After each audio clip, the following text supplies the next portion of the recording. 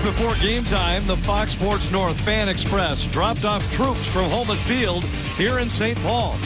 They're on hand to take in a wild game and enjoy a special military appreciation night here at Xcel Energy Center.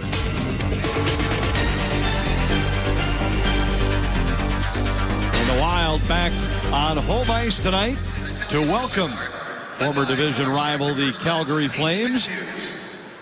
Let's go down to public address announcer Adam Abrams. Sergeant First Class Isaac Gerling, Staff Sergeant Dan Bulmer, and Nathan Pauly.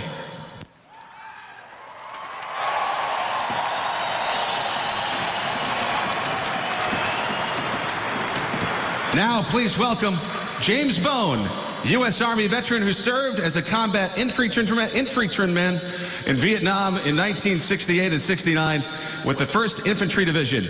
James will now sing "O Canada." O Canada, our home and native land, true patriot love in all thy sons command. With glowing hearts we see thee rise, the true North strong and free. From far and wide, O Canada, we stand on guard for thee. God keep our land glorious and free. O Canada, we stand on guard for thee. O Canada, we stand on guard for thee.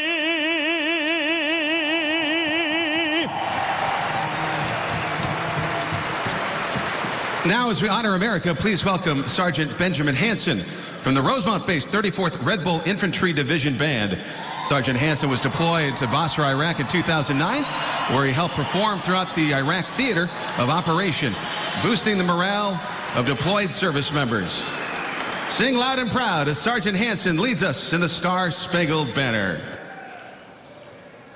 Oh, say, can you see by the dawn's early light what so proudly we hailed at the twilight's last gleaming, whose broad stripes and bright stars through the perilous fight o'er the ramparts we watched were so gallantly streaming, and the rocket's red glare, the bombs bursting in air, gave proof through the night that our flag was still there.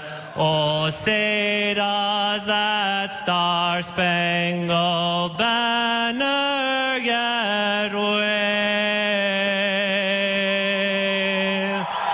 o'er the land of the free and the home of the brave?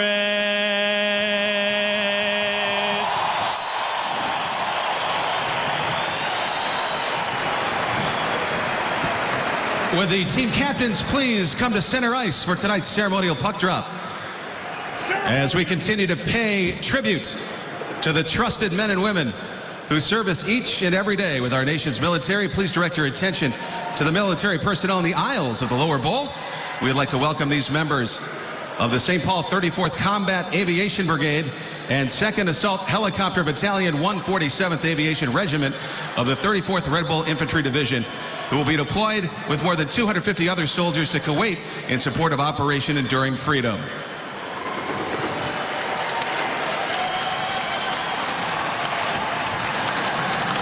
Now please welcome their commanding officer, Colonel Greg Thingvold. He is here tonight for the ceremonial puck drop.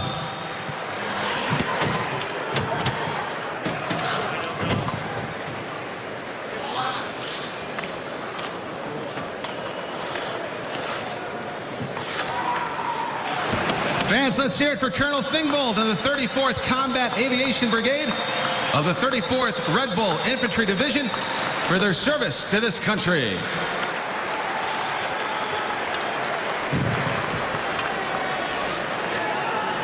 Now, please direct your attention to the top of Section 110 for a special introduction. These soldiers are huge Wild fans and have deployed multiple times overseas, flying combat aviation missions and supported numerous state aviation domestic operation missions here in Minnesota. Ladies and gentlemen, please welcome Lieutenant Colonel Gregory Fix, the commander of the 2nd Assault Helicopter Battalion, 147th Aviation Regiment, and Lieutenant Colonel Jeff Merricks, the 34th Combat Aviation Brigade Executive Officer. Take it away, gentlemen. All right, Wild fans, it's time to drop the puck. So everyone, say it with us. Let's play hockey!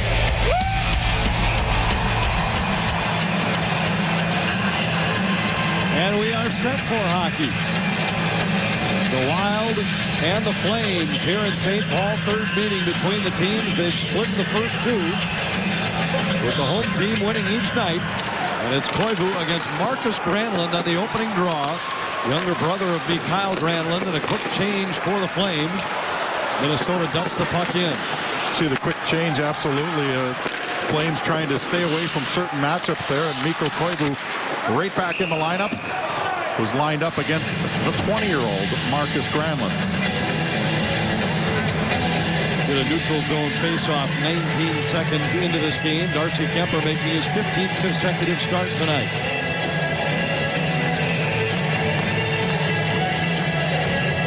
Mikko Koivu back after missing the last 17 for Minnesota. And the captain takes this draw, won by the Flames. Brody slides it across, and now Stempniak at center.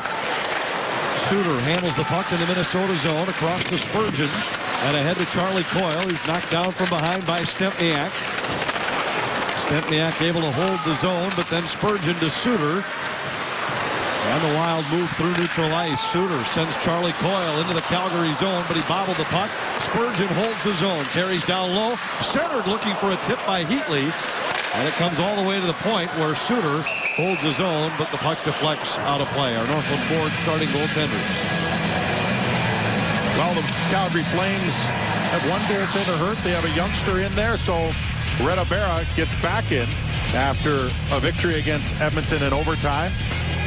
And, of course, we've seen Darcy Kemper, and we will see him again. You just mentioned his 15th consecutive start. And Darcy Kemper has owned this net, and I think he wants to continue to own it. We'll see if there are any trade deadline deals, but right now, the net is his. Mikael Granlund scoops up a puck and races ahead. Tried to get it to Parise, but that was off the mark. David Jones back in for Calgary, but had his pocket picked by Granlund. Interesting that Mike Yeo goes Scandella and Brodin together, leaving Spurgeon with Ryan Suter. They played together in Scandella's absence. Kemper has to make the first save of the night. Camilleri along the boards. Tied up by Granlund. Jones pokes it in behind for Backlund. Backlund centers to the point for Brody. Brody's long shot hit a skate, lines up in the corner. Camilleri with it. Watched by Brodin. Loose puck picked up by Backlund. Backlund centers. Jones with a redirect. And Kemper got a piece of it. And Mikael Granlund broke his stick, and he got Parise's because as a centerman, he's down low and he's defending more than a winger would. Brody with a shot. Saved by Kemper. Rebound. He had to stop Backlund. Scandella has Backlund tied up. Rarely do you see one forward give the other forward a stick. Usually it's forwards giving defensemen sticks. Parise able to get to the bench and get a new stick. Brody circles the net. Watched by Brodin. A lot of time in the offensive zone for the Flames on this shift. And the puck deflects up. Not on a play. Pominville then plays it ahead through neutral ice. But it's intercepted by Colborne, and back come the Flames. Weidman into the Minnesota zone. Set one off the end wall. Marcus Backlund throws a hit at Ballard. Wild gain control, and Matt Cook pokes it ahead at center. Jumps into the Calgary zone. Centers for Niederreiter. And a tip right on, stopped by Berra. All he could do was redirect. He was in so tight, but what a nice play there. And great hustle by Matt Cook. Suter battling along the boards with Byron. Niederreiter has it for Minnesota. Poked off of his stick, but he recovers and slides across to Ballard. Keith Ballard comes to center for Minnesota. Hits the Calgary line. That is cross-ice pass, tipped away by Gagliardi, and then Spurgeon wraps it in for Minnesota. Weidman there for the Flames. Plays it back into his own zone. Long lead pass sends McGrattan into the Minnesota zone, but Prosser knocks the puck away from Gagliardi, who is breaking for the net. McGrattan back to the point for a shot. Blocked out front. Mitchell scoops it up for Minnesota. Torrey Mitchell races ahead for the Wild. Finds Eric Haula. Haula into the Calgary zone. A shot saved by Berra. Loose puck, and Fontaine whiffed on a backhand try. Hoodler plays it ahead. Monahan had his shot disrupted inside the Minnesota blue line. And the Wild dump it in. They'll make a change. Berra out to play it for the Flames. Tipped into the Minnesota zone by Hoodler. Kemper back to play it. Charlie Coyle with it there for Minnesota. Coyle and Danny Heatley, the wings on this line, centered by the captain, Mikko Koivu. Coyle works his way around behind the Calgary goal. Koivu said it doesn't matter who his line mates are. That's up to the coaches. It's up to the players to develop chemistry with whoever he decides to put on your wings. Well, and as a captain, he knows how to be politically correct. But he is right. Given the fluidity of the lineup on so many nights, you have to learn how to play with everybody in this lineup. By this point of the season, you probably have played with quite a few of them. The Flames with one of the early good opportunities, and it was right when Granlund was trying to get back into the play. He had just received Parise's stick on that play and tried to get in there and help break it up. Good save by Kemper. And this hustle play by Matt Cook to Niederreiter, who is always going to the net. And he's getting rewarded for it. Just got in a little too tight there. Really not enough room to get it by Berra. Couple red-hot scores on this face-off. Granlund for Minnesota, Backlund for Calgary. Each have 10 points in their last 9 games. Backlund works to the middle for a shot, and a save by Kemper. There's some pushing and shoving in the Minnesota crease after the whistle. Wild have done a good job in front of Darcy Kemper during the month of January and then the few games in February, and it pays off. It allows him to play big. And right here, play big, get out there, lock it down, and then everyone else has to be tough in front of the net. And if that means a little pushing and shoving, then so be it. But Darcy Kemper has reacted very well to the players around him. And don't kid yourself, goaltenders are not just watching the puck. They react to how their defensemen play out in front of them. If they're playing soft, the goaltender doesn't allow them to be as aggressive. But if they're playing aggressive, then you can play your game, and Darcy Kemper's been able to do that. Loose puck picked up by Camilleri. Spurgeon has it for Minnesota to Niederreiter. Got it across to Matt Cook into the Calgary zone. His shot blocked by Butler. Wozniak sweeps it around behind the net for Niederreiter. Niederreiter pinched off the puck by Russell. And the Flames play it back out to center. Ryan Suter battling there with Jones at the Minnesota line. Niederreiter emerges with the puck for the Wild. Ryan Suter looking for a stretch pass, but it was off the mark and icing against the Wild. Our Xcel Energy Spotlight focuses on the Granlund brothers, who play against each other for the first time. Yeah, they're only 14 months apart in age. Only the third game in the young Marcus Granlund's career in the National Hockey League. Mikael Granlund, of course, we've seen him now into 2 seasons, and they're only the 6th set of Finnish brothers to play in the National Hockey League. The Wild actually have one of the other two, the other pair. Mikko Koivu, of course, and Saku Koivu is someone that we've talked a lot about. And we were teasing Mikko today because he kind of gets tired of being asked about the brother combination. I said, well, now you've got someone else you can kind of dish it on, because Mikael will be asked about that every time these two teams play. Mikko was asked if he gave Granlund any advice. He said, I can't give him advice. He's the big brother, I'm the little brother. Totally different. That's a good point. Granlund pokes it into the Minnesota zone. Keith Ballard back to play it for the Wild. Although I think there's 8 years in between Saku and Mikko as opposed to 14 months in between Mikhail and Marcus. Here's Mikhail Granlund for Minnesota. To Parise. Parise fires, and it's gloved and held by Berra. And we get a whistle. Kevin Gorg with more on Military Appreciation Night next. Flame 0, Wild 0 on Military Appreciation Night here in downtown St. Paul. I'm Kevin Gorg, and one special military family enjoyed a first-class ride of the game. And on this frigid Monday night, this is the way to do it. Stretch Lemo right to the front door, and then the best seats in the house. Center ice right in between the benches. Tonight, Sergeant Chuck Freeze, a 19-year veteran of the United States Army, and his wife, Roberta Freeze, are both Wild Avid fans and frequently attend games. They lost their son, Minnesota Army National Guard Specialist Dan Drebnik, on July 16, 2009, when he was killed during an insurgent attack at a base in Basra, Iraq. Dan served 4.5 years with the Guard and was working on his degree in law enforcement at Century College before his deployment. Even after Dan passed, Chuck returned to Iraq to fight for our country. This is the kind of night, guys, where the Wild and their fans can pay tribute to the families that have sacrificed so much for our freedoms. Can't say thank you enough on behalf of all of us here at Fox Sports North. Suter to Granlund. In behind for Minnesota. Banks it off the inboard. Parise centered, but Pominville was tied up out front. Suter back to pick it up for Minnesota. Watched by Jones. Mikhail Granlund has it there to Spurgeon. Suter, I think, was expecting a whistle, and when he didn't get it, he kind of let up on it a little bit and was conversing with the linesman afterwards. The Wild did get out of the zone, though.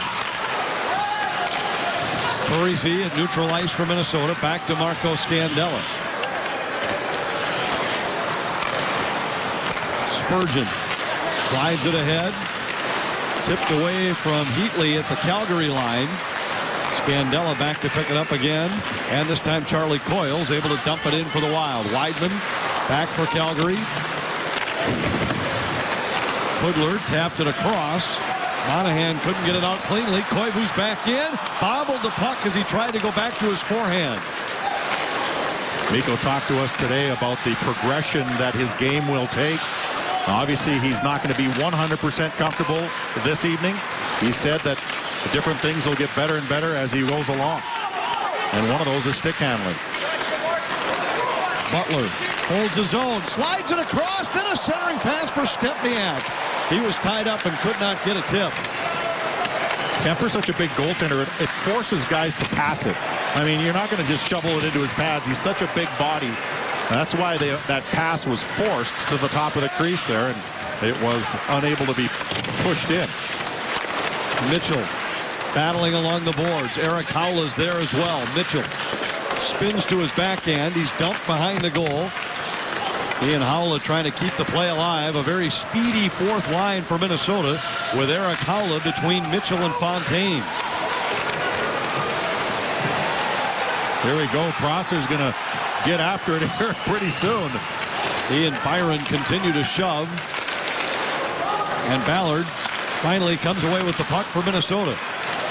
Can Cook win the race and avert an icing? He cannot. And a faceoff will come back in the Minnesota zone. Well, Kemper out cutting down the angle. We talked a little bit earlier about the fact that if you're aggressive and your defense are aggressive, then you can take away a lot of chances. Right there, Stepniak was right in front. Scandella was physical, but Darcy Kemper was able to take the angle on the shooter and force the pass. Smaller goaltender may have seen a shot in that circumstance. Jones intercepts along the wall, centered. Camilleri's tip was wide. Plays it back out to the point. Long shot off the end wall. Jones battling for Calgary. Cook could not get it out for Minnesota. Backlund shot blocked. Now Weidman is knocked down by Cook, who banks it ahead at center for Niederreiter. Niederreiter with Brodziak. Cook trailing the play. Niederreiter's shot blocked. That's a great little move that Niederreiter has. It's just a quick little pull and drag move with a shot at the end of it without any change in motion whatsoever. Niederreiter centers. Shot by Prosser's off target, and the puck comes back the other way with Jones through the neutral zone.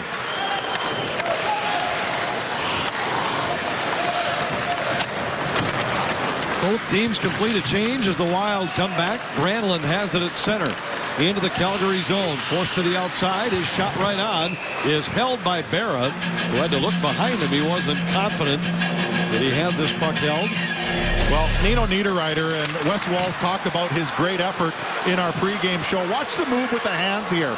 Quick pull and drag move, and it's all in one motion. He did fan on it, but when he gets that off, it's tough for a goaltender to make the adjustment. Keep in mind, he's pulling it from the outside of his skate and into the inner part of his right skate and firing it all at once. That's changing the angle by a couple of feet, and when you get rid of it all in one fluid motion like that, the goaltenders have a difficult time in adjusting.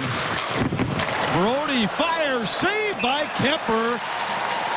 As Calgary has another great chance, but Kemper stops them. It's still scoreless. Welcome back. No score in this one. Our Sanford Health injury report. Well, Nicklas Backstrom, even though he is backing up, you can see that he has not played for a while, has not played a lot this season. A lot of false starts for him. And question marks will surround Wild goaltending because the man in the nets is 23 years old. And even though he's putting up some beautiful numbers for the Wild, we still talk about the stretch run and playoff hockey and all those types of things. So there's a little bit of scuttlebutt flowing around about Wild and goaltending and trade deadlines and whatnot. Mike Yeo addressed that on the recent road trip, and he said if Nicklas Backstrom is 100%, we don't have any concerns about goaltending depth. Long shot by Monahan, flutters wide. Scandella plays it in behind for Brodin. Poked away by Monahan. Been a great start for the Flames tonight. They look like they have an awful lot of jump. This is the team that, as we mentioned earlier, has won 7 of their last 10 games. And when you're sitting in the position they are and trade deadlines coming up, you're motivated to skate very hard, showcase yourself. Maybe you get traded to a contending team. Maybe it's for pride. I know that Hartley has pushed them to play like they were in a playoff race right now. Niederreiter finds Ballard. Ballard's pass off the mark. Tipped by Gagliardi. And Schmid has it on the far side for the Flames. McGrattan through neutral ice, dumps it into the Wild end. Nate Prosser back to pick it up. He absorbs a heavy hit along the end wall, and Ballard circles back behind his net. Brodziak fires it in from center. Niederreiter pressuring Schmid in the corner.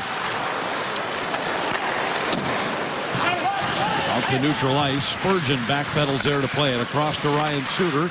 Suter rings it in, looking for Granlund in the far corner. Tipped across. Pominville tried to go back to Granlund, but that's intercepted, and the Flames are back. Well-sized pass was broken up by Suter. Granlund's back in. Mikael Granlund playing with Pominville and Parise again here tonight. Suter to Parise into the Calgary zone.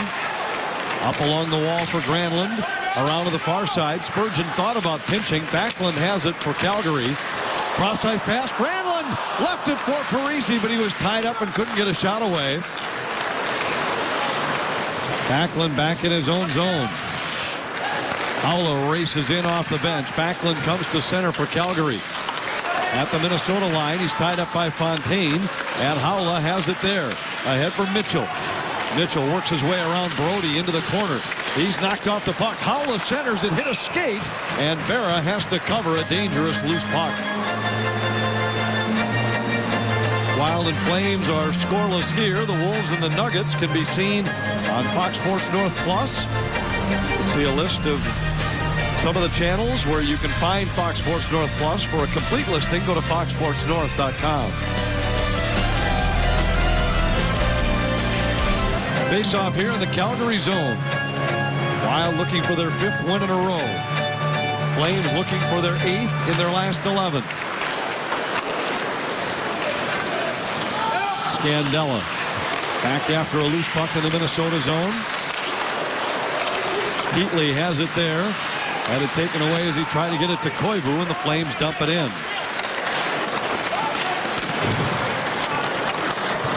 Marco Scandella starts out for Minnesota. Missed only 3 games, though he was out for nearly a month.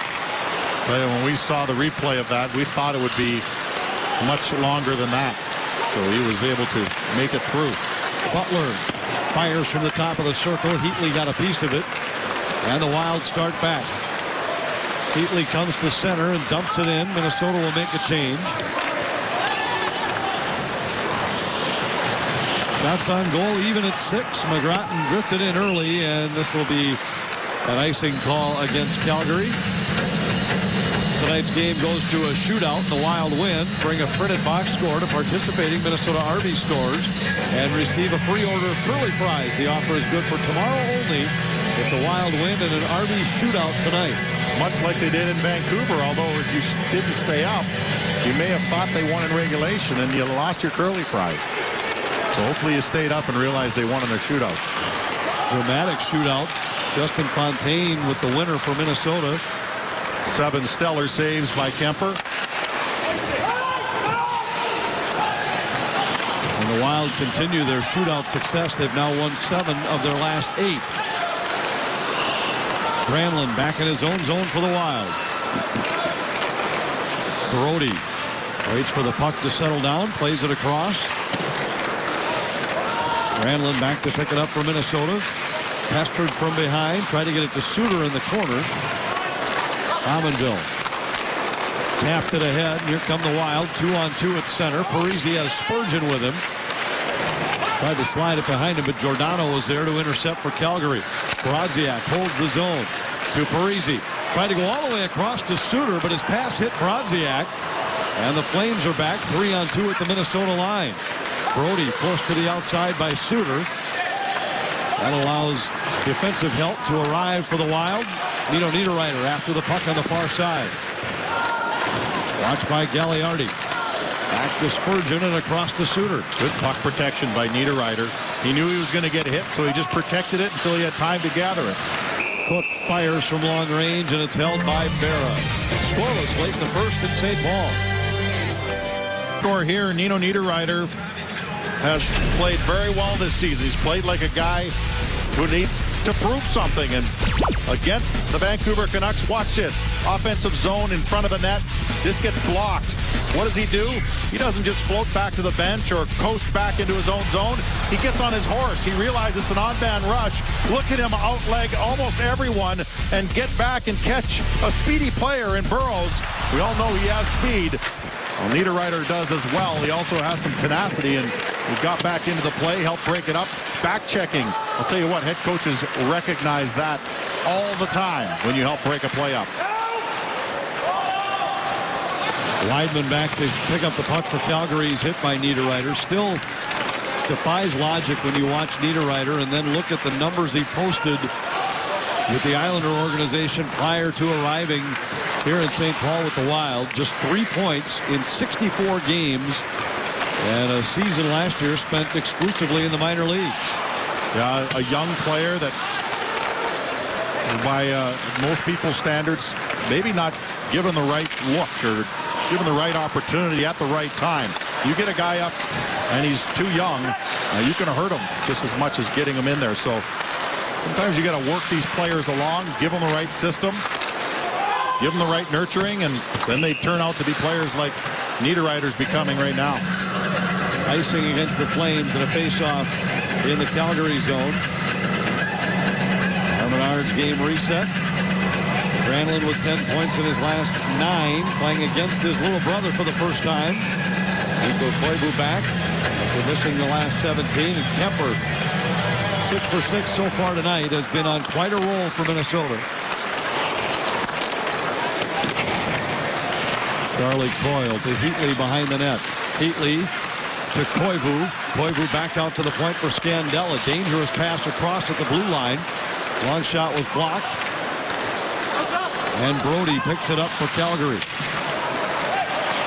Mike Yeo said he liked the size on this line, and Heatley shows a little bit of it there, winning a puck battle in the corner and creating a chance for Charlie Coyle. Well, even if you don't play physical, I know it's not the case with Charlie Coyle, but even if you're not playing overly physical, you're still a big body, you're tough to manage, and you're tough to skate around. And here Danny Heatley got in there, got his shoulder, and got it out front. Puck missed the net, but You can see the chemistry starting to come together a little bit. Always constant communication on the bench.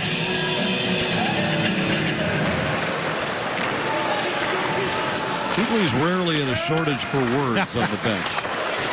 He's a character. There's no question about that. He's got a word for everyone.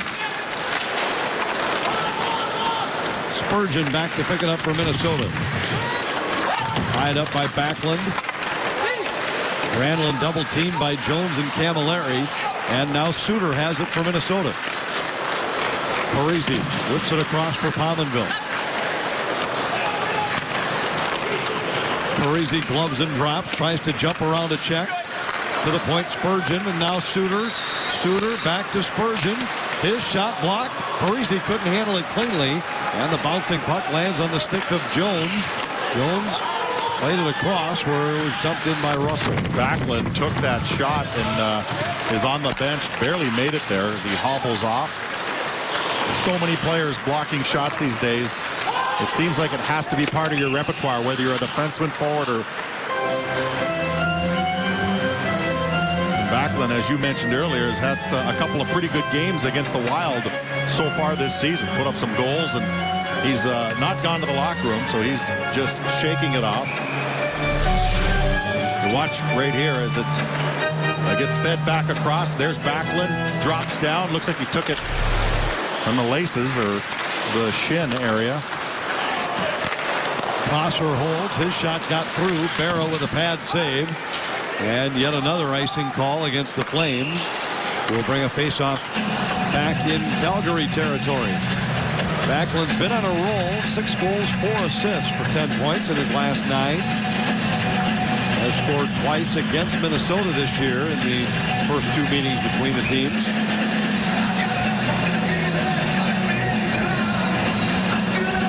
Bob Hartley's team has won 7 of 10, and that came on the heels of a stretch where they won just 3 of 18. Centering pass was deflected, winds up in the corner. Gagliardi battles with Brodziak at neutral ice. Able to get the puck into the Minnesota zone. That allows the Flames to change and forces the Wild to regroup. Matt Cook back in his own zone. Marco Scandella tried to send it across. The Wild in the midst of a change. Koivu battling with Marcus Granlund, and puck hit a player heading off. So we're going to whistle in a neutral zone faceoff with just under a minute and a half left in a scoreless first period. Mikko Koivu brings so much to the Wild. And faceoffs no small part of that. Early in the season, Minnesota was one of the best faceoff teams in the league. 5th best. Koivu was in the top 10, and you can see his role. He took more than a third of the Wild faceoffs. His absence certainly made an impact on the Wild. They were 29th in the league in faceoffs while he was out of the lineup. Yeah, with Konopka gone, you missed 2 guys that could win faceoffs. Of course, having Mikko back, you find him in all the situations, power play, penalty kill. Heatley wins another battle for a puck for Minnesota. To the point for Suter. His long shot off the end wall. Spurgeon pinches for the Wild. Charlie Coyle knocked down by Monahan. Spurgeon trying to retreat quickly. Stempniak comes back, and Spurgeon catches up with the play on the back check. Mikko Koivu comes to center for the Wild, drives one into the Calgary zone. Minnesota making a change, and this gives Giordano a chance to regroup and start back for the Flames. Butler ahead through neutral ice, icing waved off.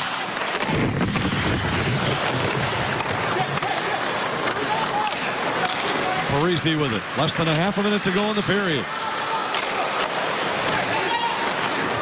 Granlund to Pominville. Scandella comes to center.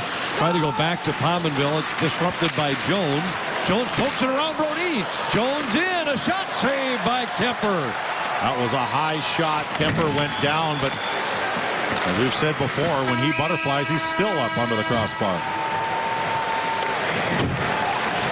And the period comes to a close. Our CenturyLink link to what's next. We'll have our NHL insider, the Star Tribune's Michael Russo.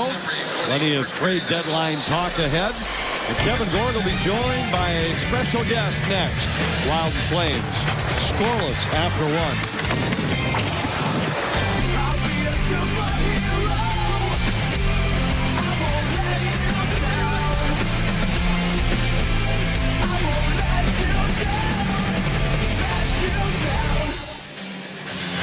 Special night here in St. Paul, Military Appreciation Night. Wild and the Flames are scoreless after one. We're joined by a special guest, the Commissioner of the National Hockey League, Mr. Gary Bettman. Thank you very much for taking the time to join us tonight. It's great to be here. I was in the neighborhood. I thought I'd stop in.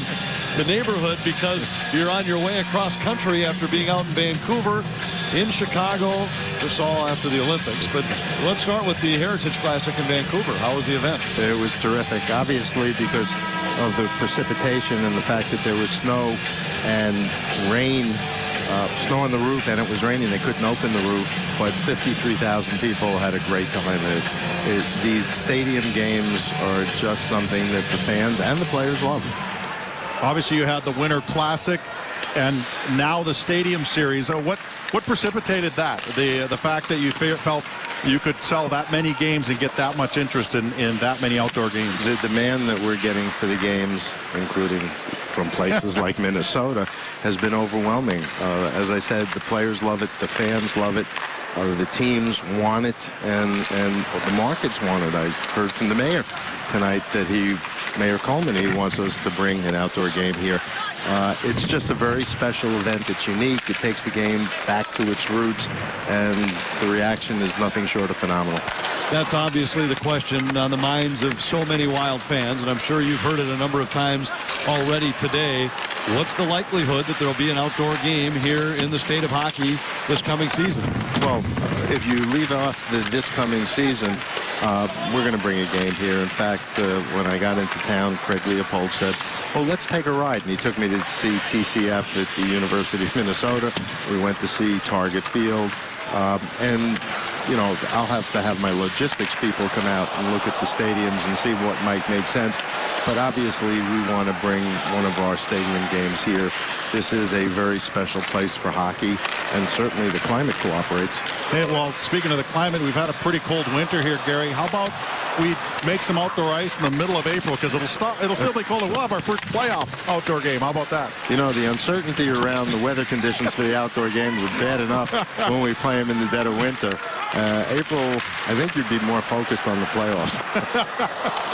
That was just a joke, though. Chance here for Minnesota, and a save made by Berra. The one negative that you'll hear sometimes, or you'll hear people ask, is, are there too many? But when you go to each of these cities and you see the response within those cities, it certainly doesn't appear that there have been too many of these games added. No, it's really more about how many we can stage the way we want to stage them in terms of all the surrounding events and everything else. If you were in Chicago on Saturday night when it was 8 degrees in the snow, Pittsburgh, Chicago, Soldier Field, they couldn't care, the people who were at that game, how many other games they were. They were focused on the one that they were at, and it was special. Gary, you know, I know you said when people talk about different changes or proposed changes in the National Hockey League, you said we like the game where it is right now. Is there anything on the horizon or on anybody's radar screen in terms of changes that kind of is pressing? Nothing pressing. You know, when you can read comments from anybody in the game on any topic, and you'll get a diversity of opinions. Some people like this, they don't like that, they want to see this, they don't want to see that. But the fact of the matter is there's no pressing need for changes, and what we're hearing from our fans overwhelmingly is they love the game the way it is. It's never been more fast, it's never been more skillful, it's never been more entertaining, and our competitive balance has never been better. The one big change coming into this season was realignment, which has certainly seemed to work well in terms of the schedule and the rivalries, and the Minnesota fans, I know, love the fact that we're playing games at 7 o'clock most times. You mean you like the Central better than the Northwest? No question. Okay. But that's why we did it. Right. has there been great response in other cities? Everybody. The one criticism is we're a little unbalanced in the conferences 16 and 14. But if you look at the map, all of the Eastern time zone teams are in the Eastern Conference, and it's a question of geography. But what we did is create an alignment that deals with the geographic realities, that emphasizes rivalries, that puts every team in every building at least once during the season. All of those things were important.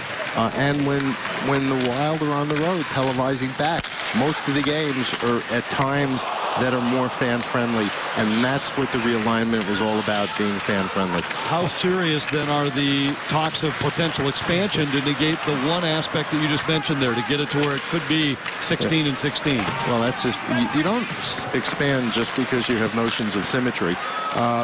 We're not really focused on any sort of expansion process right now. Yes, we talk to lots of people because we're getting lots of expressions of interest, and we like to hear what they have to say.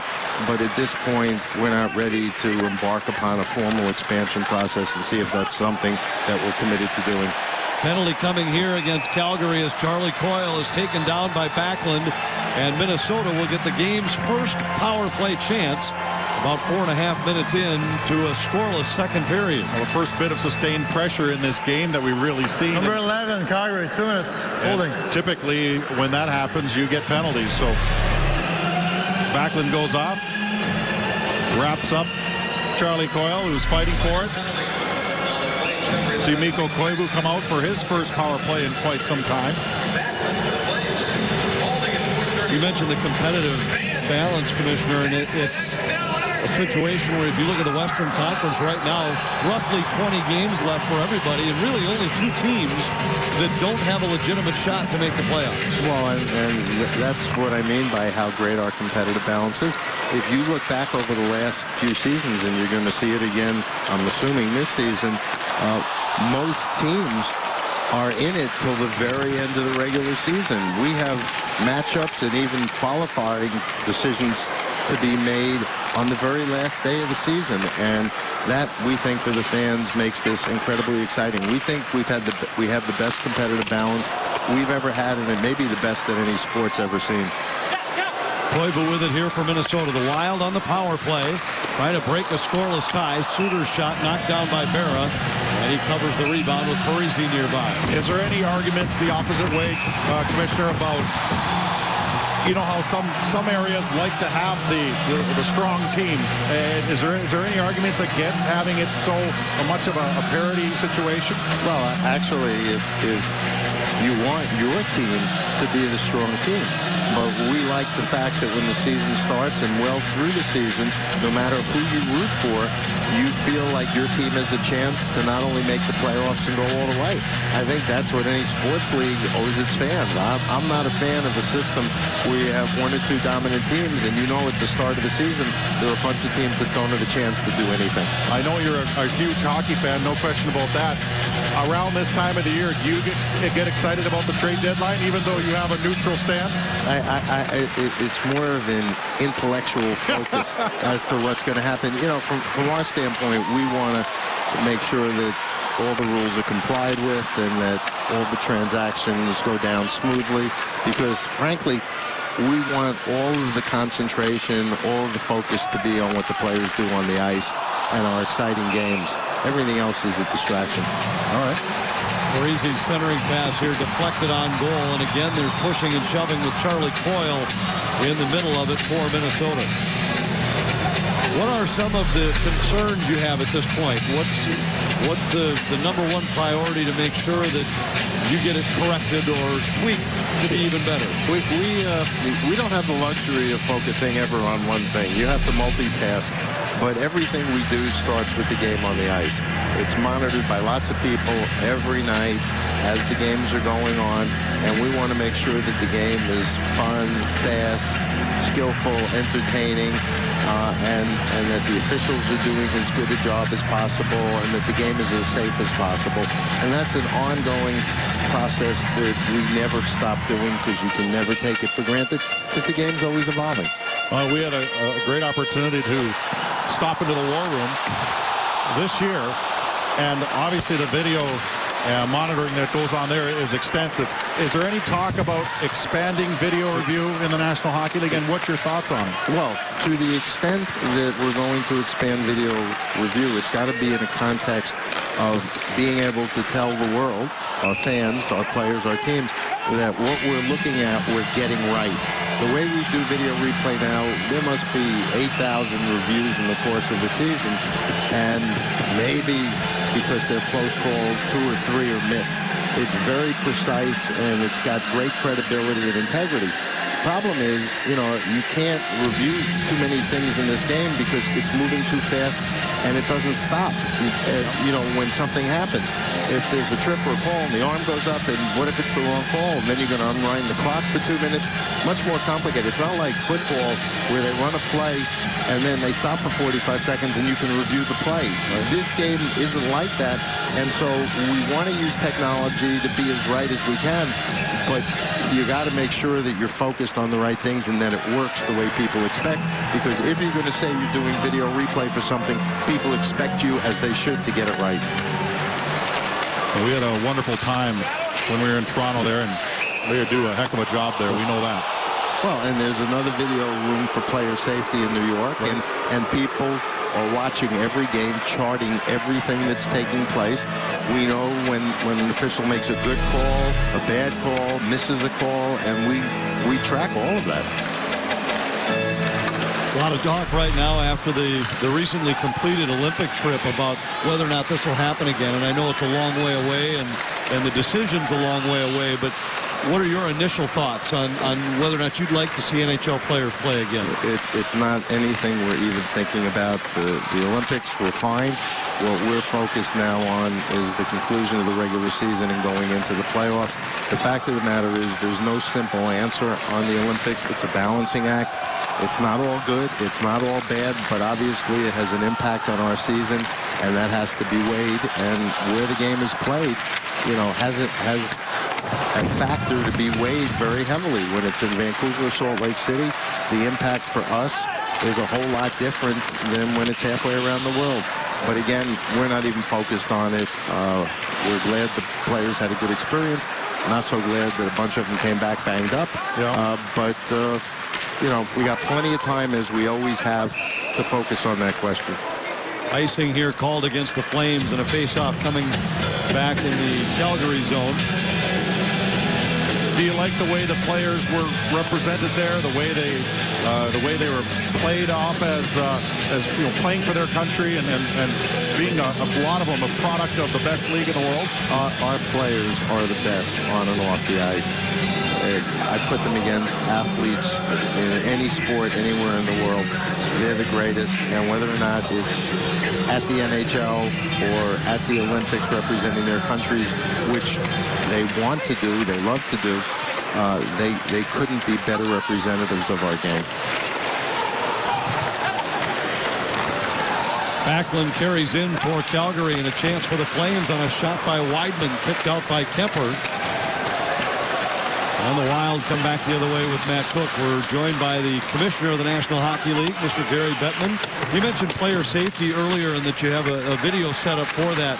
Every year there comes question, are there things you can do to the game to make it safer for the players? Are there things you're considering at this point? And I guess we'll have to get that another time, because it's time for us to step aside. Thanks very much for joining us. Great to be with you guys, and enjoy the stretch run. Score midway through the second period in St. Paul. Don't miss the Minnesota Wild's Guys Night Out, hosted by the Fox Sports North girls next Sunday against the St. Louis Blues. Tickets are $99, include a lower level game ticket, a pregame chalk talk with Wes Walls and the Fox Sports North girls. With a t-shirt, all you can eat at designated concession stands. Might wear a wig like that if you like. Log on to FoxSportsNorth.com and click on the More tab. That's a different night out. That's one you don't remember. I hope nobody would remind me if I look like that. Wild had a couple of good chances on the power play. Now we're 5 aside. Parisi in the corner for the Wild. Tried to whip it all the way across for Suter, but it hit a stick and comes out to neutral ice. Can't believe Gary didn't bite on my proposal to have a playoff outdoor game. Well, the way the temperature gauge has been reading here lately, might be safe having playoff hockey all the way through the finals. Pominville brings it in just onside. Spurgeon tried to center. That was deflected. Wild have controlled play here in the second period after the first period for long stretches favored the Flames. Minnesota with a 9-1 edge in shots on goal here in the first 8.5 minutes of the second period. That includes a power play. Zach Parise getting more involved now. Wild have the depth, and we talk a lot about what they did when they didn't have certain players. Spurgeon was out, Koivu was out, Parise was out, Scandella out for a portion of time, although he didn't miss a ton of games. And the Wild not only survived it, they seemed to thrive through some tough times, and that's not something that you would have seen happen in the past few years. Centering pass, Kemper with a pad save. Rebound punched wide. Backlund after it for the Flames. Cook had a chance to clear. Could not get it across the stripe. Niederreiter dumps it back in his own zone, then takes a return pass from Brodin across to Scandella, and Scandella dumps it in. Barra to play it behind his net. It's loose. Brodziak scores!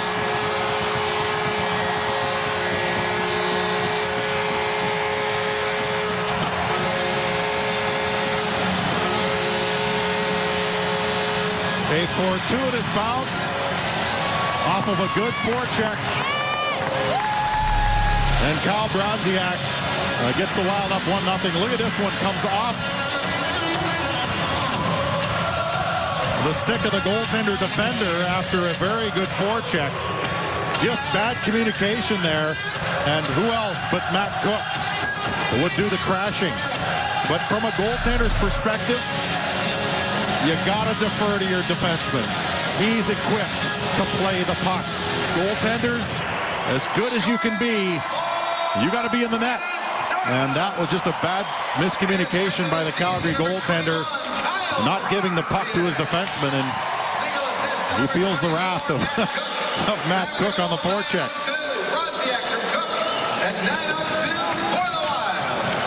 Wild rewarded for a dominant start to this middle period on home ice. Heatley along the wall for Minnesota. Colborne takes it away, dropped it back, and the shot is punched wide by Granlund. Coyle tried to clear, but could not get it past Schmid at the point. Colborne spins, floats a backhander on goal. Kemper on his knees knocks it down. Schmid holds his own for the Flames. Prosser around behind the net for Ballard, and back to Prosser. Halfway through the second period. Brodziak's goal assisted by Cook, and Minnesota has a 1-0 lead.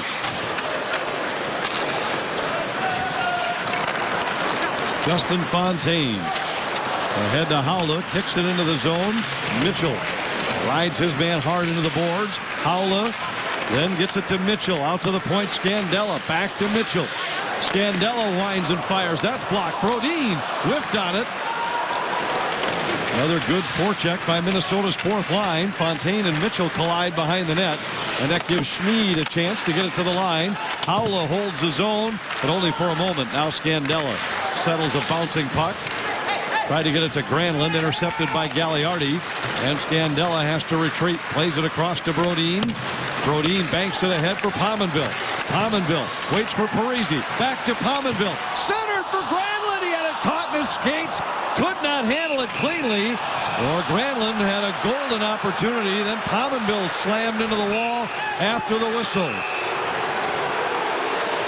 Kyle Brodziak takes advantage of hard work by Matt Cook. A lucky bounce. Brodziak has the Wild on top. On top of the Flames 1-0 after a goal by Kyle Brodziak here in the second period. Military Appreciation Night here at the XL Energy Center tonight.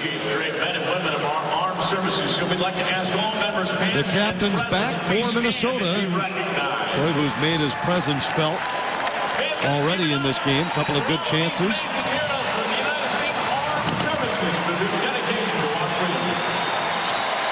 And we're back to action as the crowd roars in approval of some of the military members in attendance here tonight. They just played a montage on the big screen of the players talking about it.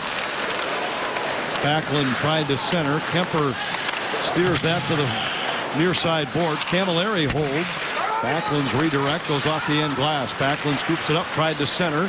Giordano backpedals to the middle, fires. That's off the end wall.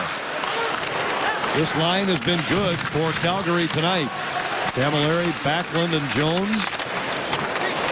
Camilleri battling. Spurgeon comes away with it for Minnesota. Camilleri, one of the many veteran forwards who's had his name thrown around in trade rumors over the last week or so. Not a whole lot of players on the Calgary roster that wouldn't be considered, but certainly he is one of the more marquee names that we've heard. Parise hustles into the corner. He's ridden out by Weidman. Pominville to Granlund. Granlund feeds Brodin. Back to Granlund. Granlund tried to feather one in for Parise, but that was intercepted, and Giordano comes back to center. Offside at the Minnesota line after he made an extra move just before crossing the stripe. Central Compass due north Thursday nights on Fox Sports North. Hosts Bill Shirk and Laura Schara as they take a look at the stories and adventures of outdoor enthusiasts in the upper Midwest. Due North Outdoors Thursday at 6:30 only on Fox Sports North.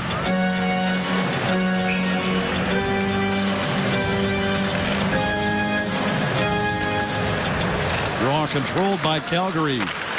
Schmid plays it in.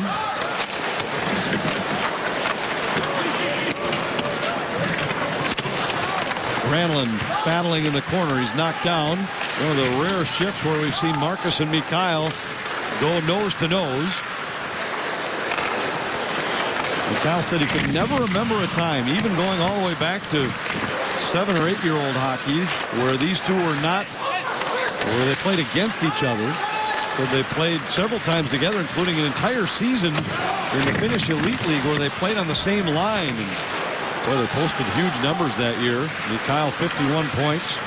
Marcus 34 in 45 games each. Icing here against the Flames. And a face-off all the way back in the Calgary zone. Well, Hartley talked about Marcus Granlund. And he said as soon as he gets the puck, he seems to put his chin up and he's looking for wingers. He's a centerman by nature. Although he's played other positions. Pretty much the same size as his older brother. But as I mentioned, only 14 months apart, so the sibling rivalry must be pretty good.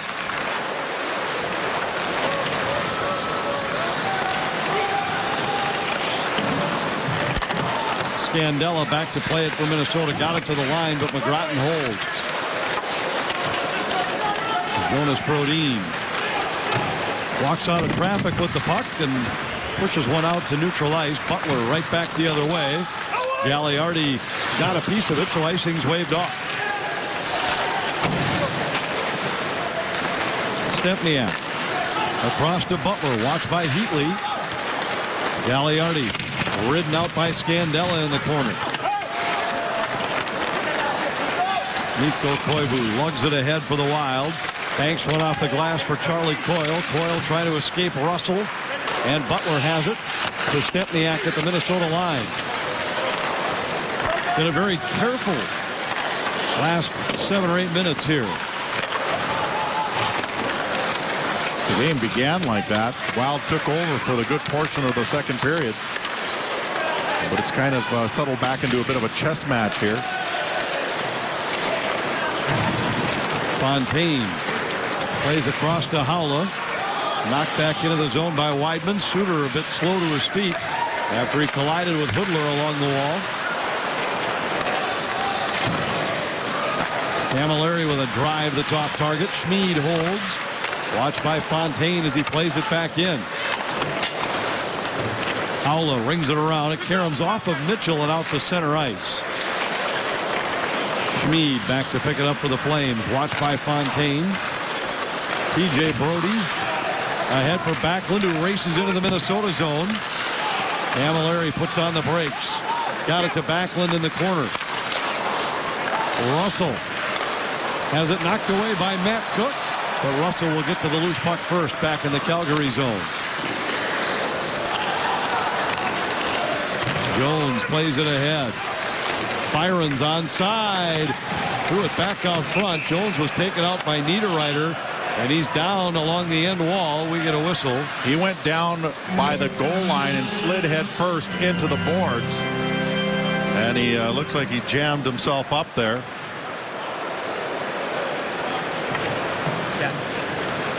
Niederreiter checking on Jones. They were tangled up a bit. No penalty was signaled on the play. More of incidental contact there as he lost his footing and slid in shoulder first.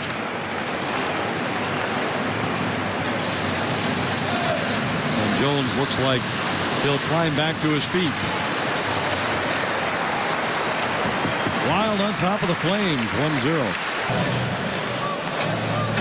Military Appreciation Night in St. Paul. Our Chase playoff update shows you where Minnesota stands right now. They would be the #1 wild card, meaning they would face the #2 division champion in the first round.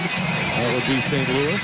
But you can see how tight the race is behind the Wild. Dallas, Winnipeg, Vancouver, Phoenix, and Nashville all separated by only 4 points in the race for the 8th and final Western Conference spot. Yeah, and to Gary Bettman's point, you get that kind of parity in the league. You have a lot more people interested in their teams down the race and right down to sometimes the final game. The Wild go to Dallas at the end of this week, and you recall a few years ago the Wild helped the Dallas Stars exit the playoff picture in the final game of the season. The Wild were already out, and they put a big hex on the Dallas Stars that year. And that's the kind of competitive nature that we face in the National Hockey League. Stars have been playing better hockey lately. So have the Winnipeg Jets.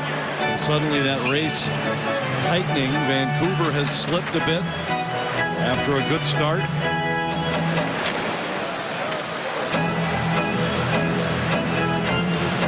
Minnesota keeping one eye on Colorado, the team ahead of them in the standings. And the Avalanche have crept within 3 points of Chicago and St. Louis at the top of the division. Pominville carries in for Minnesota to Parise. His shot was blocked. Pominville tried to center. So does Parise. Granlund's tied up out front. And Brody had the puck for a moment. He's ridden out by Parise. Granlund drops a blast by Spurgeon. And Berra comes out aggressively. What a terrific save there by Berra, and he pays for it because Spurgeon, even though he's not a big guy, he has a heavy shot. And he took a stinger right in the midsection. Parise does a lot of great work, though, before that. Look at this, shoulder-on-shoulder hit, and loosen the puck up. Granlund with great vision and just tees one up. And you can see Berra took that one in the ribs. Parise took one shot, a sharp angle shot, attempted another, broke up a play in the corner, and helped Granlund feed one out to Spurgeon. You talk about a guy who creates plays. Jack Parise's one of the best.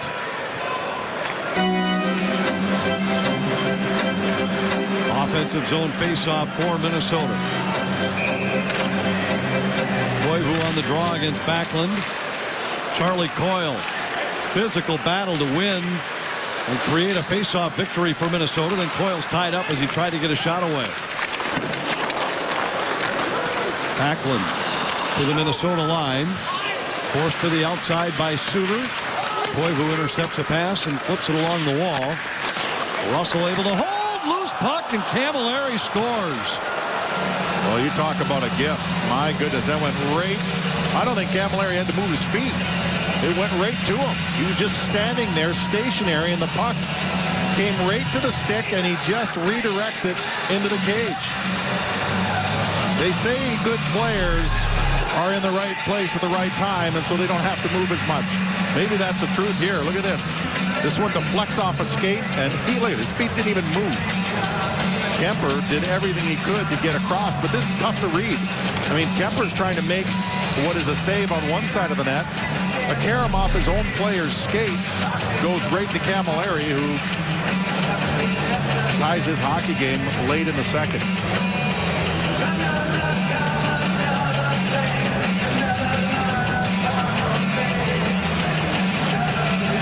And suddenly all of Minnesota's domination early in the period erased. That line has been a handful for the Flames all night. Backlund, Camilleri, and Jones. Going for Calgary, 14th goal of the season for Camilleri. Weidman, the only assist.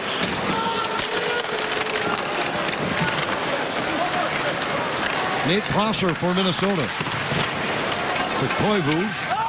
Koivu is able to force it down into the Calgary zone. It'll be icing against the Wild. You almost expect the type of goals we've seen in this hockey game. Goaltender gives one up behind the net to a player who sweeps around in front for an open netter, and this one off a skate right to an open guy on the side of the net. Not what you'd call pretty goals, just the kind of bad bounces, ugly goals in this game. It's been a kind of that kind of hockey game right from the start. And there was a little time at the beginning of the second where the Wild started to get some good offensive zone pressure, but for the most part, it's been a little bit slow in many areas of the ice. Window Concepts game reset. Kyle Brodziak scored for Minnesota. Camilleri has tied it.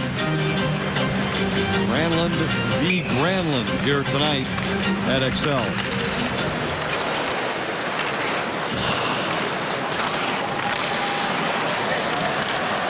Loose puck knocked down by Haula. Haula's tied up, and we're going to whistle, as the rule, this a hand pass and bring a face-off outside the Calgary zone. I'd mentioned earlier there was 6 pairs of brothers that have played at some point in the National Hockey League. Granlund's playing here tonight against each other. Mikko Koivu back after a long hiatus. Obviously, we know about Saku Koivu. There's been Mika Kiprusoff, who used to be a goaltender for Calgary, and Marco, his brother, who played for the Canadiens and the Islanders. Jarkko and Tuomo Ruutu, Kimmo and Jussi Timonen, and Tuukka and Jonas Rask, the other brothers that have played in the National Hockey League from Finland. Pressure again from Minnesota's fourth line. Now Marcus Granlund's back the other way.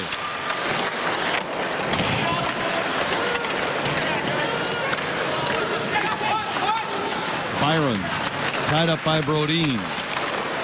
Colburn in the corner, watched by Scandella. Puck comes around to the near side.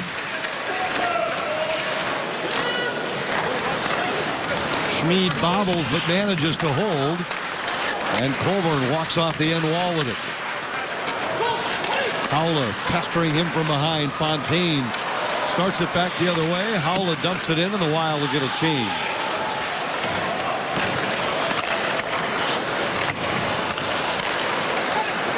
Niederreiter forces a turnover, but could not hold the zone, and Granlund sends it across for Camilleri. Camilleri's shot right on, knocked down by Kemper. Niederreiter races to the Calgary line. Works his way around Giordano, then is tied up by Gagliardi, and Giordano comes away with the puck for Calgary. Too far for Backlund, and Ryan Suter has it.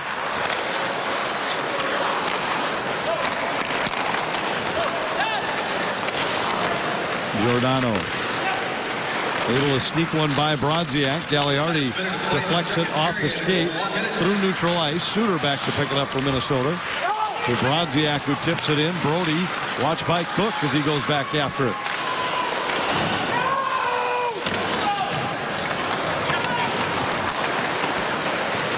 Jared Spurgeon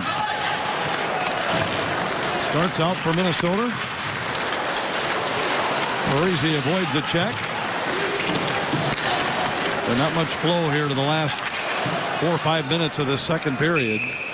Mike Yeo talked about that this morning after morning skate with the message of essentially, let's not take our foot off the gas here. We can't have a letdown. Not against a team that is really not into the playoff picture. and not after what we just did for 2 games on the road coming out of a 2.5-week break. Not want to have any letdowns, especially not having played at home here for a while.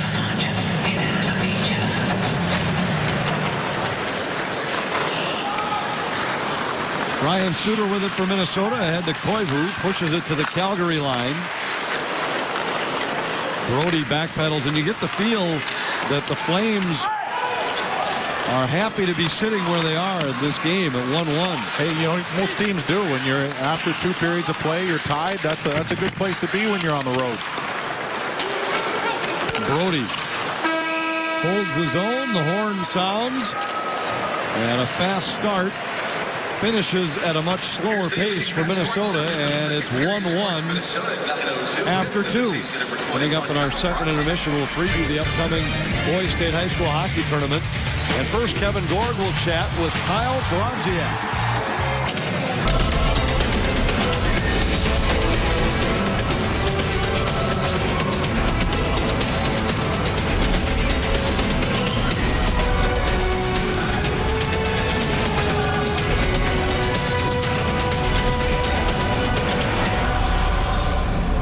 Welcome back. We get ready to drop the puck in the third period with Wild assistant coach Daryl Sador. This very physical game, a lot of physical plays after the whistle. What do you have to do to win this game in the third?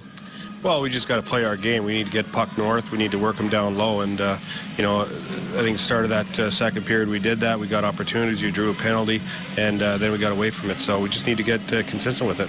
Good luck in the third. Thanks. Guys, up to you. Thanks, Kevin. Thanks to Daryl Sador for joining us. Yeah, I agree. There was not a lot of sustained pressure after the Wild were able to draw that penalty.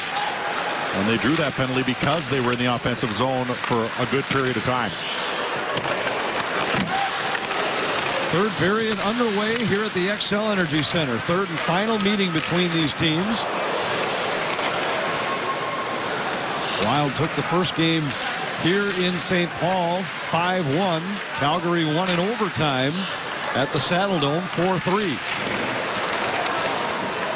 Charlie Coyle plays it around behind for Brodin.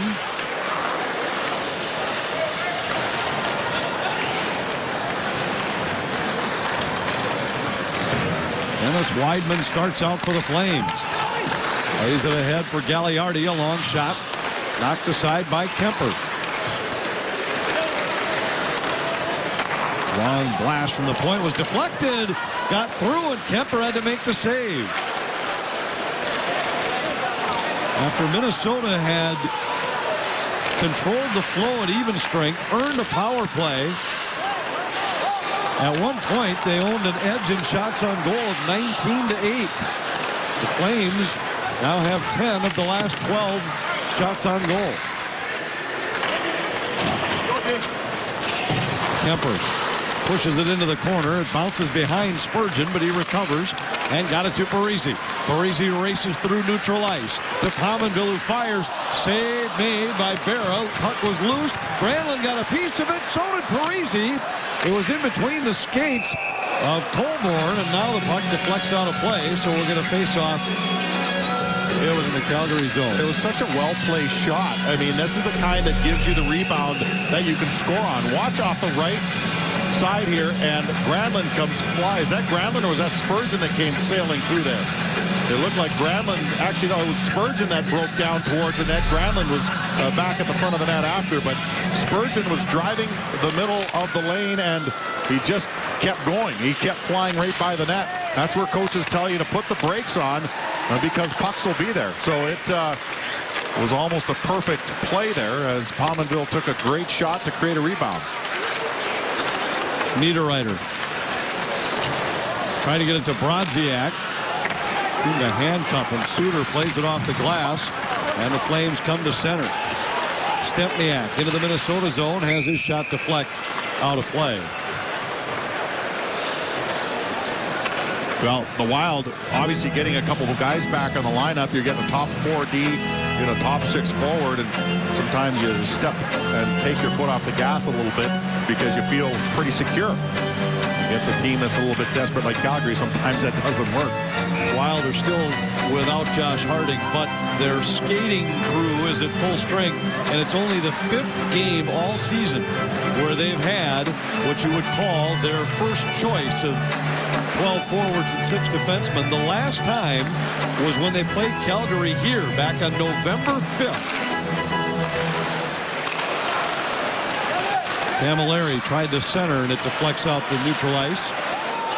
First 2 games of the year, they then lost Charlie Coyle.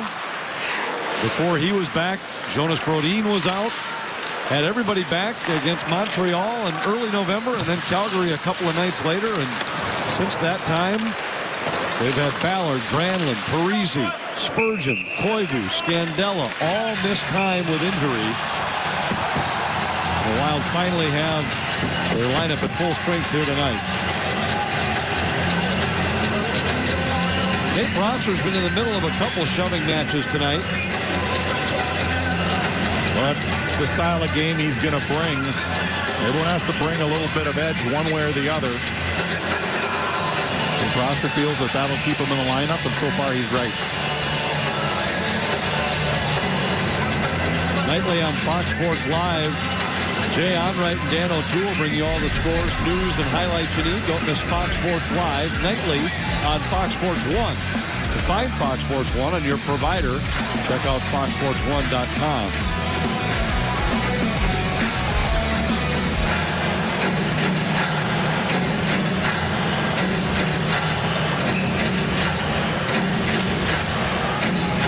On the draw for Minnesota against Marcus Granlund.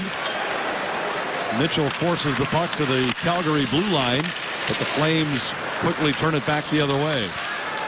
Byron brings it in. They're onside at the Minnesota line. Oh, Mitchell took a skate up in the face. I don't think it cut him, but it was a follow-through of a hit, and the skate came up and caught him in the chin. Mitchell dumped again as he tried to race through the neutral zone. Scandella sidesteps a heavy hit. Lance Boma was bearing down on him. Here comes Fontaine into the Calgary zone. Drops to Granlund. Granlund centered. And we're going to get a penalty. We'll have to see which way they call this, because Giordano seemed to upend Ballard and send him into the goal. It looks like Ballard might be the guilty party. And I think part of the elevation of Ballard was his own. I mean, he tried to jump up and out of the way of the goaltender, but his momentum and maybe a push kept him going towards the net. And that's why he did everything he could to get off of the goaltender. But watch him drive to the net here. This is what the Wild want to see from their D-men. And he actually, under his own power, went towards the net. And he jumped up in the air, but his momentum just carried him. Earlier, Torrey Mitchell, very close here. Watch the skate come up. Well, you can't actually see it. It's on the other side of him, but you see him grab his face as the skate came up and kicked him.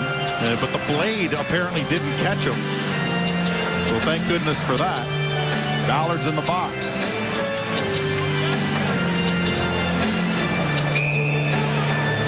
So the Wild are shorthanded for the first time tonight. Flames win the draw. Giordano plays it across to Russell. Crowd doesn't like the call, but it clearly was a penalty against Keith Ballard. Even if it was unintentional, his momentum and his power was not aided by a Calgary player. And he basically gave the goaltender a 2-point takedown. Flames haven't had much luck on the power play lately. Just 1 for 21 over their last 8 games. Minnesota hoping to continue their much improved penalty kill. They've been one of the better penalty killing teams in the league over the last couple weeks. Killed 26 out of their last 27 shorthanded situations. Flames on the power play. Centering pass. Camilleri was tied up. Russell has it. Halfway through the power play. Camilleri sent it down low. Now Russell at the point. Russell's long shot deflected in on goal. Kemper Flippers that one aside. Very alert. That one changed direction about the hash marks. Wild could not get it clear. Russell holds his own. Cross ice pass tipped by Parise, and Parise's hooked. It'll be a penalty against the Flames. Parise and Koivu were about to go 2-on-1 shorthanded for Minnesota. The hooking call will negate the last 34 seconds of the Calgary power play. Number 5, 2 minutes for hooking. And if you want to know where Mikko Koivu is in getting back, I mean, obviously he's close to, if not 100%, but the fact that he's on the penalty kill where you have to make a lot of adjustments forward to backward, side to side, you have to be pretty quick in your jump. Mikko Koivu spent a lot of time on that penalty kill, so that gives you an idea of where he is at physically, which is a good thing. And then, of course, well, Zach Parise, he's always pressing. And when you do that, you draw penalties like he did right there. 4-on-4 for a half minute. Then the Wild will go on a power play. Stepniak to the Minnesota line. Kemper to play the puck. Brody pinching to hold. Drops to the middle. Schmid shot blocked by Coyle. Coyle taps it back to Brodin. 10 seconds left in the Ballard penalty. Jonas Brodin wants to maintain possession until the power play starts for Minnesota, but they lose the puck at center, and Backlund brings it in. Ballard is back. The Wild on the power play, and here comes Granlund. Granlund flips it ahead for Spurgeon. Spurgeon in behind for Granlund. Granlund back to Spurgeon. Wild trying to get their power play personnel on the ice. Suter to Spurgeon. Spurgeon fires, scores!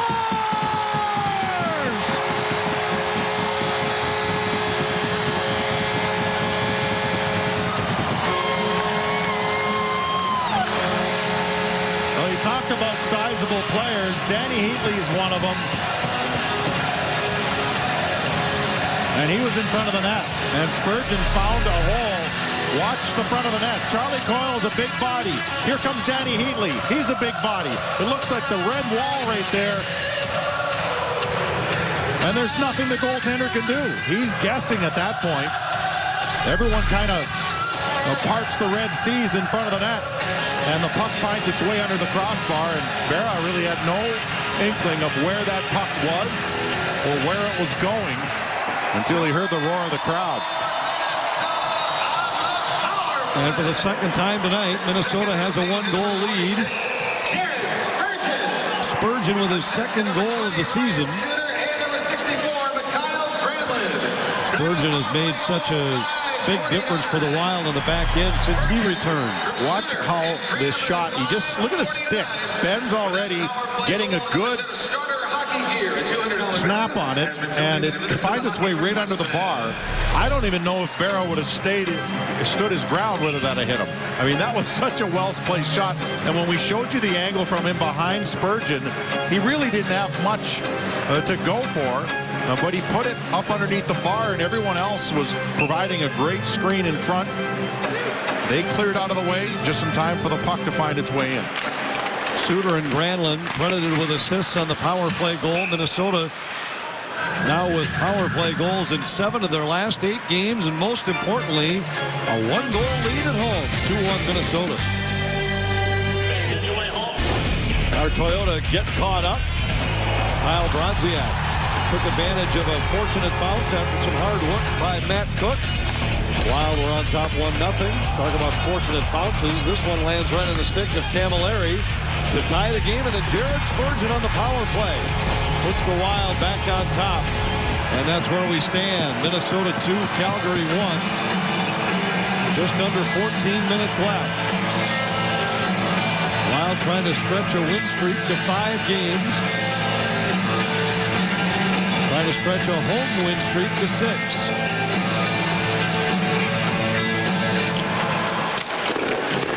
Koivu, Pominville, and Parise up front for Minnesota with this offensive zone faceoff. Puck comes all the way back into the Minnesota zone. Suter back to play it for the Wild. Spurgeon sends it ahead. Pominville to Koivu into the Calgary zone. Koivu shoves it along the end boards for Parise. Parise to Pominville. In behind, looking for Koivu. Spurgeon pinches to hold for Minnesota. Pominville out front, but the one-timer goes wide. Pominville centers. Koivu's there.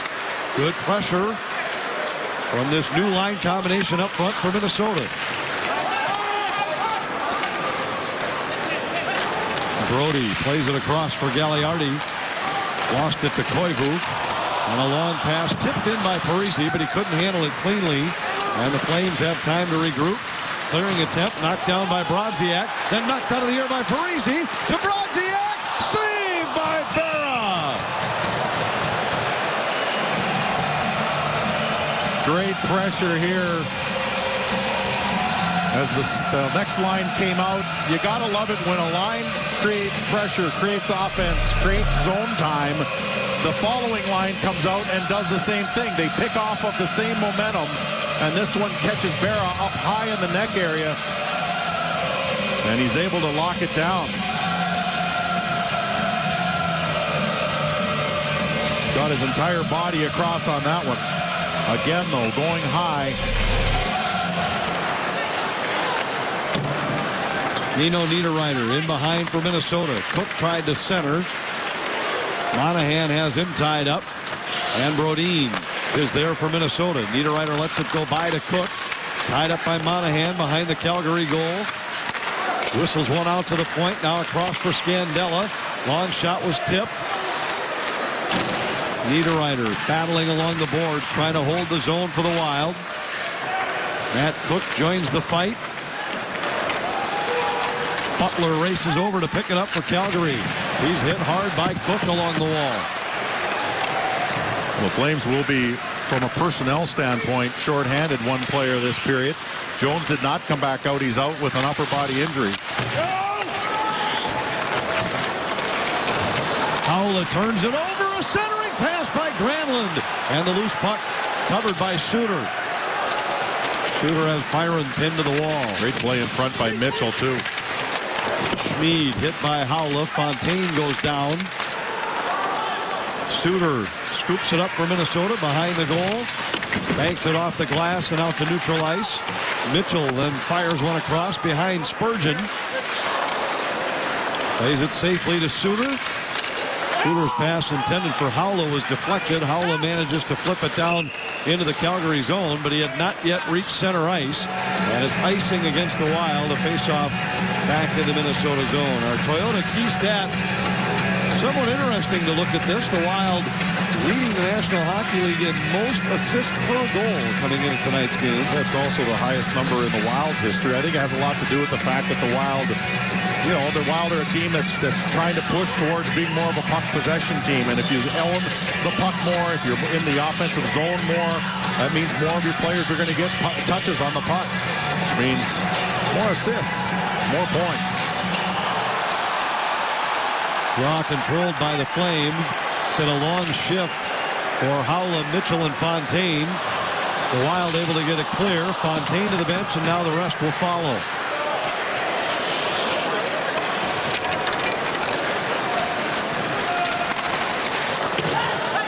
Colburn at center. Into the Minnesota zone. Brodin there to play it for the Wild. Lost it to Backlund along the boards. Brody fires wide.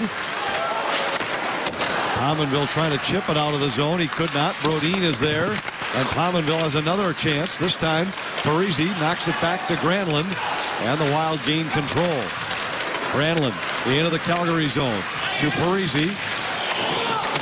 Parise trying to avoid a check. Played the puck along the boards. And it's tipped out by Camilleri. Ryan Suter's there to pick it up for Minnesota.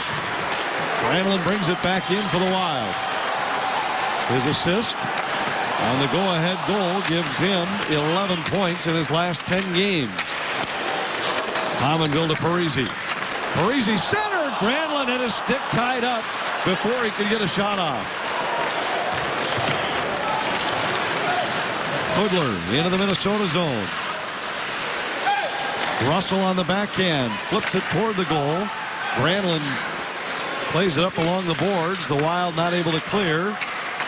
Stempniak takes a shove from behind, still with the puck. Monahan has his shot blocked by Granlund, and it comes back out to center. Past the halfway point of the third period.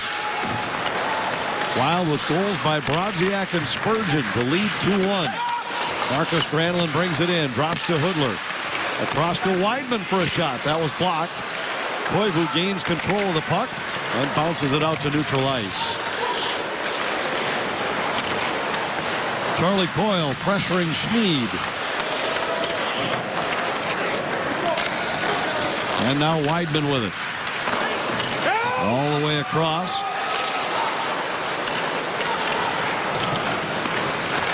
Prosser got it to the line, but Weidman holds. Centering pass broken up by Prosser. Granlund has it back. Gives it to Gagliardi along the boards. Centering pass. Gagliardi was looking for Schmid on the weak side. Schmid couldn't get a shot off. And Charlie Coyle now has it.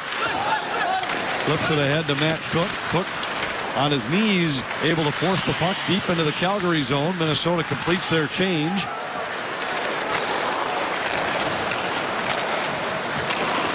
Backlund knocks it down at center. Camilleri plays it into the Minnesota zone. Kemper got it to Niederreiter, who deflects it back into Calgary's territory. Butler stops behind his goal. Watched there by Mitchell.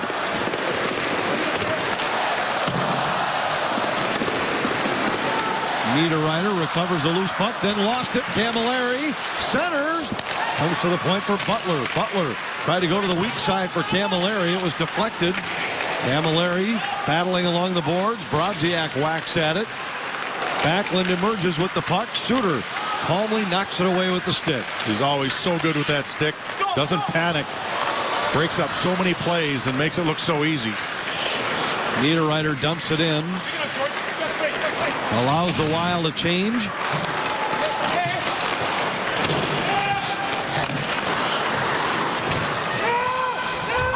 Icing waved off. TJ Brody has to play it. Well, the defenseman who could have played it jumped over the boards on a line change.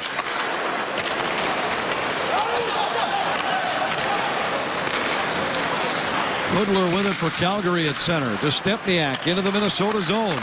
He fires right on. A save by Kemper. Granlund played it in behind. Scandella able to poke it away from Stempniak. Pominville at center ice. Gains the Calgary zone. Minnesota in the midst of a change again. Brody carries into the Minnesota zone. Works to the outside. His backhander hit the side of the goal. He got it back. Feeds the point. Giordano across to Granlund for a shot. A save by Kemper. Granlund unleashing one there on a nice one-timer. Marcus, that is, not Mikhail. Jared Spurgeon back in his own zone. Got it to Mikko Koivu at center. And the captain deflects it in with 6.5 to go. Heatley plays it back for Scandella. Scandella turned it over, put it right on the stick of Colborne into the Minnesota zone. His centering pass just hopped by Granlund. And the puck comes out to neutral ice. Niederreiter intercepts a pass. Niederreiter has Brodziak breaking for the net. Weidman able to disrupt and play the puck out to center ice. Brodziak onside at the Calgary line. Lost the puck to Camilleri. And Camilleri circles back in his own zone. Camilleri hits the red line. Works around Granlund. Tried to center. It was deflected. And Parise comes up with the puck for the Wild. Granlund to the Calgary line. Got it across to Parise. Now to Ballard at the point. Ballard plays it safely along the boards for Granlund to Parise. Parise crisscrossing with Pominville. Back to Granlund. Pominville swoops in, grabs the puck. Wild hold the zone. Pominville along the board. Centers. Parise scores!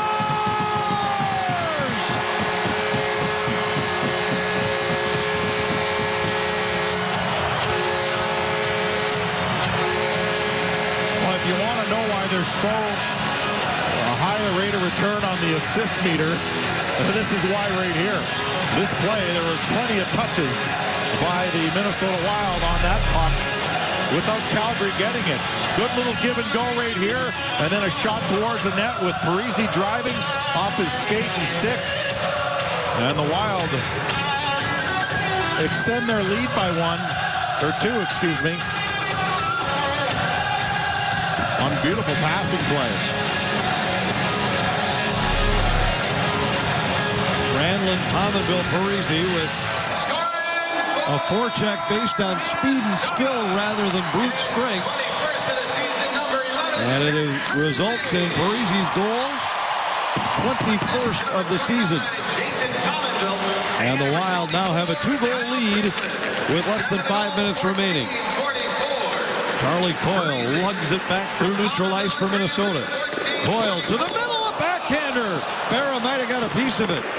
Heatley whacked one on goal. Flames clear, and Ryan Suter goes back to pick it up for Minnesota. Great chance for Charlie Coyle. Well, there's some barking in front of the Calgary bench. Danny Heatley threw a pretty healthy cross-check before he went off on a change. Suter for Minnesota. Out of the head to Cook, and now Brodin with it for the Wild. Matt Cook at center ice. Plays it into the Calgary zone.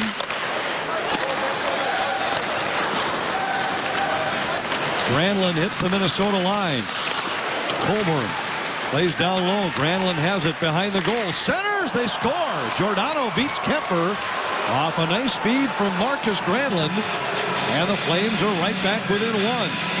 Granlund's figuring in this game. Mikhail, then Marcus as Giordano unleashes a one-timer. Bringing it to within 1 again. Wild in their own zone, just get a little tied up. Good forecheck. Granlund spots Giordano coming down from the point. And he hits him with a nice feed. And Kemper still caught back on his goal line because the puck had just been shuttled from behind the net. Scoring for Calgary, 10th of the season. So the Flames quickly answer the Parisi goal, and Minnesota's lead is back to a precarious 1 goal. Time of the goal, 16:01. 10th of the year for Giordano. Mikhail Granlund to Pominville. His shot got through, and Berra got a pad on it. Flames come back quickly. Pudler centers. And Parisi just did catch up with Camilleri, who was uncovered high in the slot. Pominville to Parisi at center, who dumps it in, and the Wild get a change.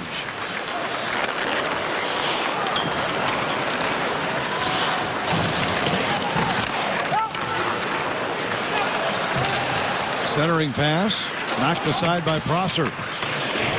Marcus Granlund assists on this goal for Calgary. Mikhail Granlund with a pair of helpers tonight for Minnesota.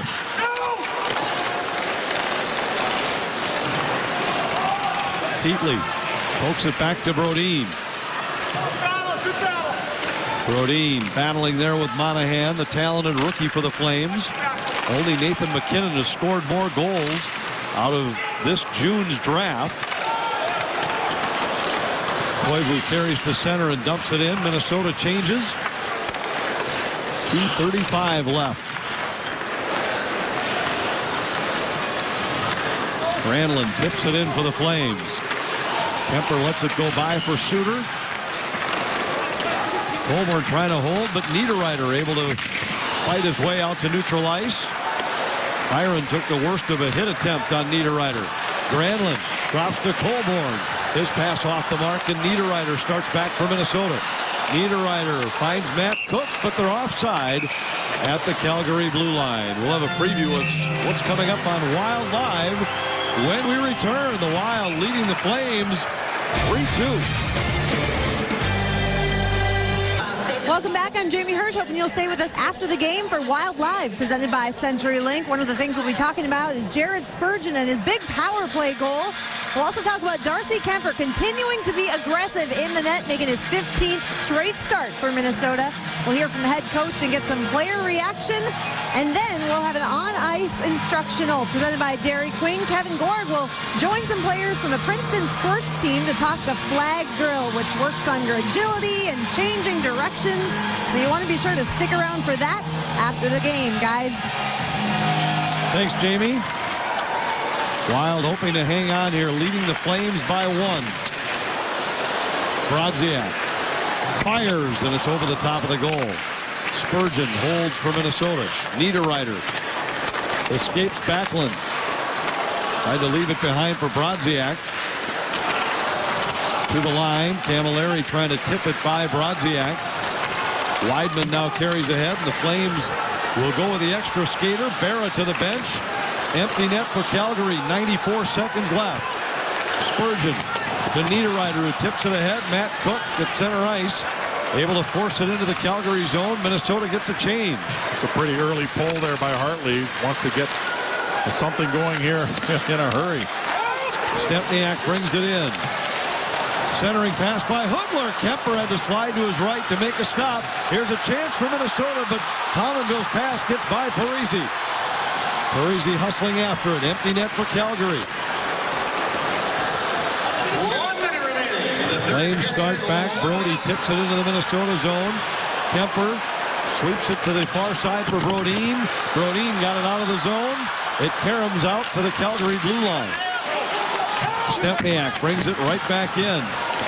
Kemper this time will go with the forehand. Got it to the half board, but Stempniak intercepts. 40 seconds left. Russell along the wall. Plays across. Weidman's shot goes wide. That caught a skate. Almost found the inside of the post. Suter slammed up against the boards by Byron.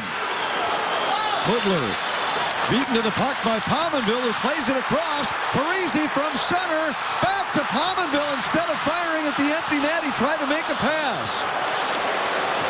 Flames bring it back one more time with Weidman. Into the Minnesota zone. Dropped it back. It comes out to center. 5 seconds left. Russell backpedals. And the Minnesota Wild return home in victorious fashion. 3-2 the final. Well, it wasn't a piece of artwork, but it got it done. On the Wild to get the 2 points in this one, 6 straight. At home, 5 straight overall. And Darcy Kuemper continues to throw W's up on the board. Cal Granlund's our Tempstar star of the game. He nudged his brother by 1 helper tonight, and his team came out on top. Well, he's the older brother. Maybe that's fitting. And Jamie, the Wild extend their winning streak with a 3-2 victory over a pesky Flames team here tonight. A new season high for the Minnesota Wild. Thank you, Anthony and Mike. We'll break it down next as the Wild get their 5th straight game. Talk about Jared Spurgeon's power play goal and Darcy Kuemper's great play. We'll hear from the head coach and some players next.